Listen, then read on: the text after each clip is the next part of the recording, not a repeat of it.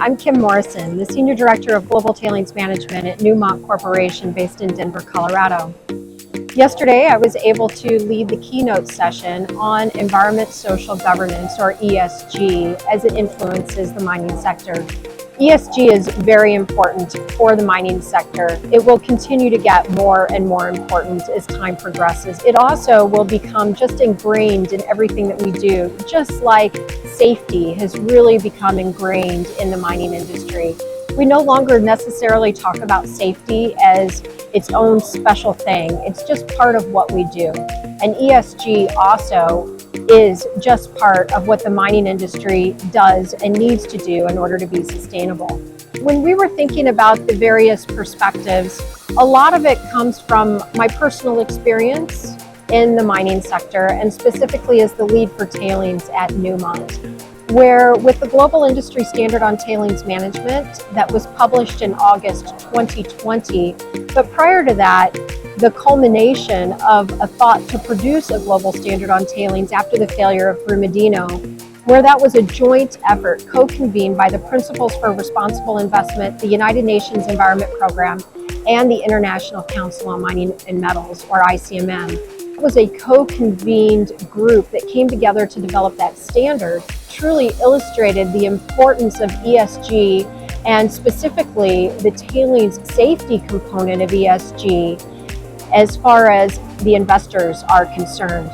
Actually, shortly after the failure in Brazil at Brumadinho in early 2019, the Church of England put out a request for information or disclosures on all of the company's tailings facilities. And the Church of England is very much an investment group.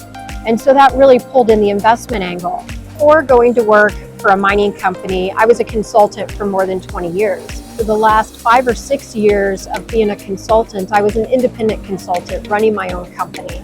But after the failure of the Mount Poly tailings dam in British Columbia, Canada in 2014, and then the failure of the Fundão Dam that was a joint venture of Vale and BHP, Samarco in Brazil in 2015, what I found was that it was very difficult for me to hold and maintain insurance because the work that I did was considered high risk. Even those years ago, before coming to this side, it became quite clear to me that insurance companies are trying to manage their risk as well.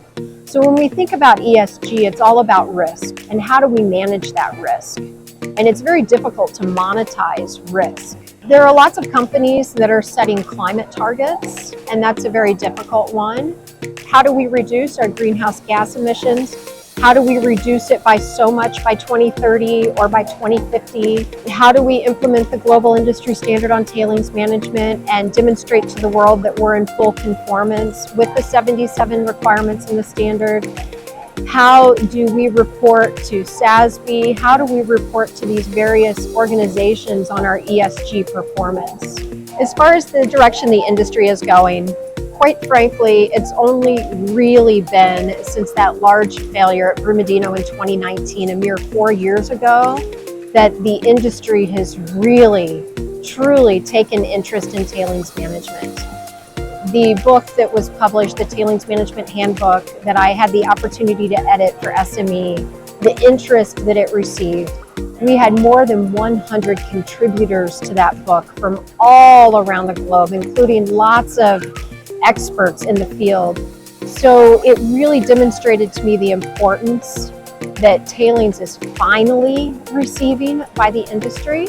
And I think that it's very encouraging because when we talk about ESG, as I mentioned before, the main thing that we're talking about is risk. Tailings risks are one of the biggest risks that industry faces today. I just wish to thank SME for all of the opportunities that it has afforded me over the course of the past few years.